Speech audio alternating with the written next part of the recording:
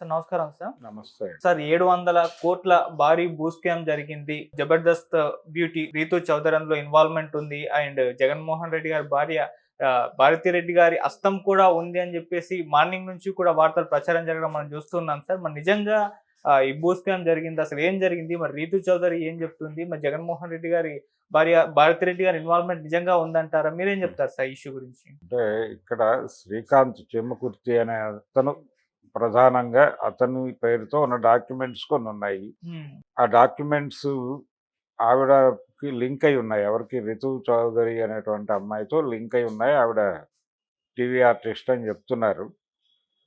జబర్దస్త్‌లో నటించింది నటి. అలాగే యాంకరింగ్ ఇలా ఏవో చేస్తోంది ఆవిడ. ఆవిడ ఎంటర్‌టైన్‌మెంట్ ఇండస్ట్రీలో ఉన్నారు. హ్మ్. ఆవిడకి ఎంతో కొంత పాపులారిటీ ఉంది ఈ అవును. ఏరియాలో. కాబట్టి ఇది కొంత ఎంటర్‌టైన్‌మెంట్ ఇండస్ట్రీతో లింక్ అయి ఉంది కాబట్టి దీనికి ఆటోమేటిక్‌గా ఒక అటెన్షన్ వస్తుంది మార్కెట్‌లో. హ్మ్. అయితే ఈ అటెన్షన్ కంటే కూడా ప్రధానంగా వాళ్ళిద్దరూ ఇప్పుడు గతంలో వాళ్ళు ఒక వివాహ బంధంలో ఉన్నట్టుగాను, ఇప్పుడు విడిపోవటానికి సిద్ధపడి కోర్ట్ నోటీసుల దశలో ఉన్నట్టుగా కూడా ఎస్టాబ్లిష్ అయిపోతోంది. కాబట్టి అతను ఆవిడని లింక్ చేసినటువంటి డాక్యుమెంట్స్ అన్నీ కూడా ఆవిడకి కేవలం పవర్ ఆఫ్ అటార్నీ ఇచ్చినట్టుగా మాత్రమే ఉంది. పవర్ ఆఫ్ అటార్నీ అంటే తను అందుబాటులో లేని సమయంలో తన తరఫున ఈ రిజిస్ట్రేషన్లు ఇలాంటి కార్యక్రమాలు చేయటానికి సంబంధించి ఆవిడకి అధికారాన్ని ఇస్తూ చేసుకున్నటువంటి డాక్యుమెంట్ అంతే. ఓకే. అంతకు మించి ఆవిడకి సంబంధం లేదు దీంతో. అయినప్పటికీ ఆవిడ పేరు కూడా ప్రస్తుతం చలామణిలోకి వచ్చేసింది. వీళ్ళు ఈ చెంకుర్తి శ్రీకాంత్ కావచ్చు, అలాగే ఈ రితు చౌదరి వీళ్ళిద్దరూ కూడా భారతి గారి బినామీలు అని. వీళ్ళు ఆంధ్రప్రదేశ్లో దాదాపు 5-6 సిటీస్ చెప్తున్నారు. విజయవాడ, గుడివాడ, విశాఖపట్నం, ఏలూరు, కాకినాడ, రాజమండ్రి ఇలా చెప్పి ఈ అన్ని చోట్ల కూడా వివాదాలు ఉన్నటువంటి భూములు ఇలాంటివి సెటిల్ చేయడం ద్వారా ఎవరో ఒకళ్ళ పేరుతో అక్వైర్ చేయటం అనే కార్యక్రమం ఒకటి వాంటెడ్గా జరిగింది. అందులో భాగంగా దాదాపు 700 కోట్లు ప్రాపర్టీ ఒక చోటకు చేరింది. ఇందులో ప్రభుత్వ భూములు ఏమైనా ఉన్నాయా లేదా అనేది వేరే కూడా లేదు. ప్రైవేట్ ప్రాపర్టీస్ వీళ్ళు డిస్ప్యూట్ సెటిల్ చేయటం ద్వారా అక్వైర్ చేయటము అనేది సహజంగా రాజకీయ నాయకులు అందరూ చేస్తారు. ఇది ఓకే. ఒక ఒకటి ప్రాపర్టీ డిస్ప్యూట్లో ఉంటే అక్కడ వీళ్ళు ఎంటర్ అయ్యి ఇరుపక్షాలని సెటిల్ చేసి వీళ్ళు హస్తగతం చేసుకుని వీళ్ళు ఎవరో ఒకళ్ళ పేరుతో దాన్ని రిజిస్టర్ చేసి వాళ్ళకి కొంత అమౌంట్ ఇచ్చి తోసేస్తారు.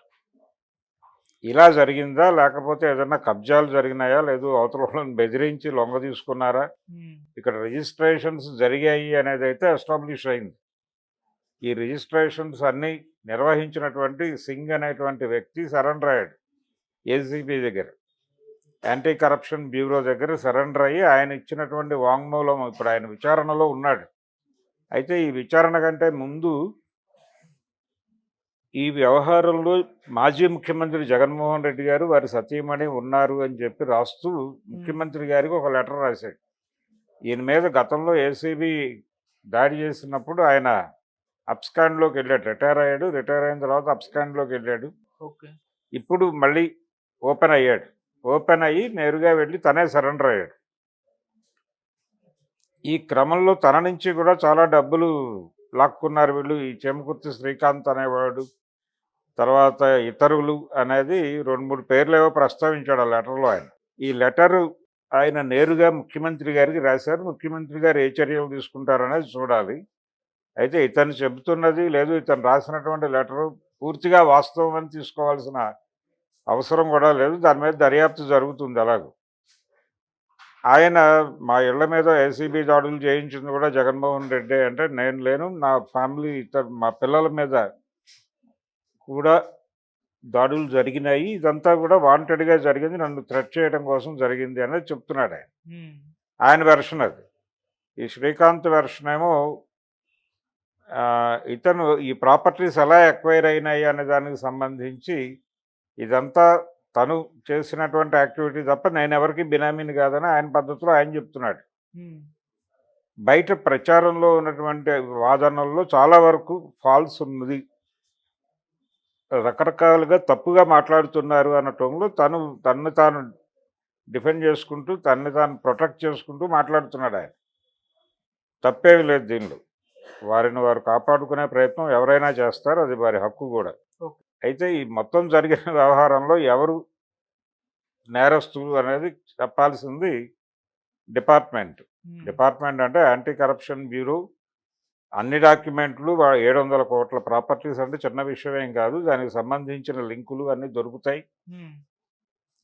దాన్ని విచారించటానికి వెంటనే ఒక బాధ్యత అప్పజెప్పి ఎవరికో ఒకళ్ళకి, అది మొత్తం దర్యాప్తు చేసి ఒక ప్రాపర్ కేస్‌గా ఎస్టాబ్లిష్ చేసి ఎవరెవరిని అరెస్ట్ చేయాలి, ఎవరెవరి మీద ఈ కేసు బనాయించాలి, బనాయించడం కాదు వాస్తవానికి, ఎవరి మీద కేసు పెట్టాలి అనేది డిపార్ట్‌మెంట్ ప్రభుత్వం చూడాల్సినటువంటి వ్యవహారం. ఓకే. దీన్ని ఇమ్మీడియేట్‌గా మార్కెట్‌లో పెట్టి హడావిడి చేస్తే ఏం జరుగుతుందంటే, ఎవరికి వాళ్ళు జాగ్రత్తలు పడటం మొదలవుతుంది హ్మ్. ఎక్కడికక్కడ. రాజకీయ పార్టీలు, రాజకీయ నాయకులు ఇలాంటివి చెయ్యరు అనేది కరెక్ట్ కాదు గానీ చేస్తారు. చాలా ప్రాపర్టీస్ ఇలాగే చేతులు మారతాయి. విజయవాడకు సంబంధించి చూస్తే సీఎస్ఐ అని ఓ చర్చ్ ఉంది. ఆ చర్చ్ తాలూకా ప్రాపర్టీస్ ఉన్నాయి కొన్ని. హ్మ్. అంటే చర్చ్ మెయింటెనెన్స్ కోసం పాత రోజుల్లో ఆ చర్చ్ ఎవరైతే ఏర్పాటు చేశారో వాళ్ళు కొన్ని ప్రాపర్టీస్ ఇచ్చారు దానికి. ఆ చర్చ్‌కి, సీఎస్ఐ అనేటువంటి చర్చ్‌కి. వాళ్ళెవరు అంటే ఇండియా నుంచి వెనక్కి వెళ్ళిపోయినటువంటి బ్రిటిష్ వాళ్ళు. స్వతంత్రం వచ్చిన తర్వాత వాళ్ళందరూ వెళ్ళిపోయారు. వెళ్ళిపోయేటప్పుడు వాళ్ళ ప్రాపర్టీస్ అన్నీ ఒక చోట గంపగుత్తగా పెట్టి, దాన్ని ఒక ట్రస్ట్‌గా పెట్టి, ఆ ట్రస్ట్‌ని ఒక చర్చ్‌కి లింక్ చేసి, ఆ చర్చ్ మెయింటెనెన్స్‌తో లింక్ చేసి, ఇబ్రహీంపట్నంలో వాళ్ళకి పొలాలు, గిలాలు అన్నీ ఉన్నాయి. హ్మ్. అవన్నీ అలా లింక్ చేసి వెళ్ళిపోయారు. అవన్నిటికి ఇప్పుడు ఆ సీఎస్ఐ వ్యవహారాలు చూస్తున్నటువంటి వాళ్ళని బెదిరించి, వాళ్ళ దగ్గర నుంచి అక్రమంగా వాటిని సంపాదించే ప్రయత్నం విజయవాడలో చాలా కాలంగా జరుగుతోంది. హ్మ్. అందులో చాలామంది పారిశ్రామికవేత్తగా పాపులర్ అయినటువంటి ఒక వ్యక్తి, ఆయన కళాబంధు అని, విజయవాడ కళాబంధు అని పిలుస్తారు ఆయన. ఓకే. వారి ఇన్వాల్వ్‌మెంట్ ఉంది. అలాగే ఒక దశలో పోలీస్ ఆఫీసర్ డిటి నాయక్ గారి ఇన్వాల్వ్‌మెంట్ ఉంది. నేను ఇందాక చెప్పిన కళాబంధు పేరు కోగంటి సత్యం. ఆయన, డిటి నాయక్ వీళ్ళందరి మీద ఆరోపణలున్నాయి. వీళ్ళందరూ ఆ సీఎస్ఐ తాలూకా ప్రాపర్టీస్‌ని బయటికి లాక్కురావడానికి ప్రయత్నం చేశారని ఒక పెద్ద గొడవ, గందరగోళం, హ్మ్. కరపత్రాల దాకా వెళ్ళింది విషయం. ఇలాంటివి జరుగుతాయి. అధికారంలో ఉన్న వాళ్ళ ప్రమేయంతో ఇలాంటివి జరగటం అనేది అసహజమేమీ కాదు.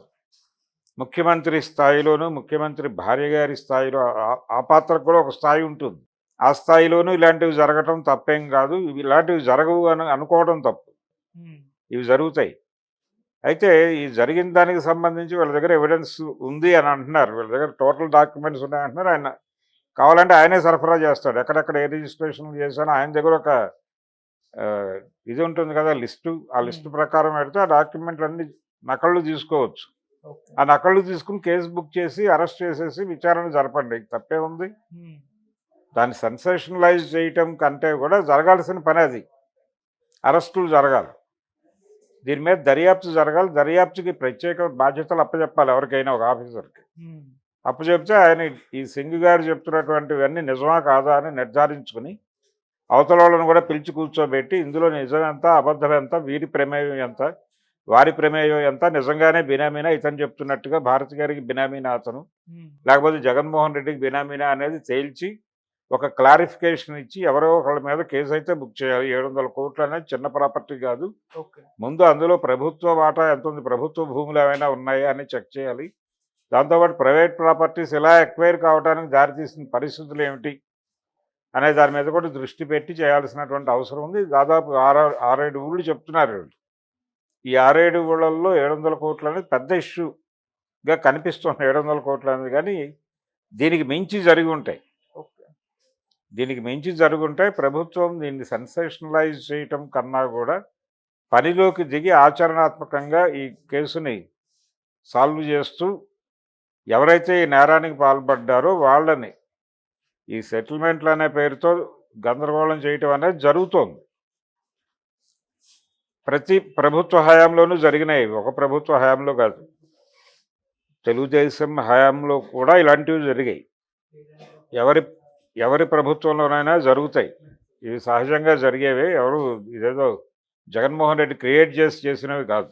కాబట్టి కొంచెం డెప్త్‌కి వెళ్లి ఇన్వెస్టిగేట్ చేసి అంటే ఈ కేసు మీద సీరియస్‌గా వెళ్ళదలుచుకుంటే. లేదు బెదిరించడం కోసం అయితే 4 రోజులు న్యూస్ ఛానెల్స్‌లో మోగి ఆగిపోతుంది. సీరియస్‌గా పట్టించుకుని కేసు పెట్టాలంటే ఇమ్మీడియేట్‌గా రంగంలోకి దిగి విచారణ జరిపి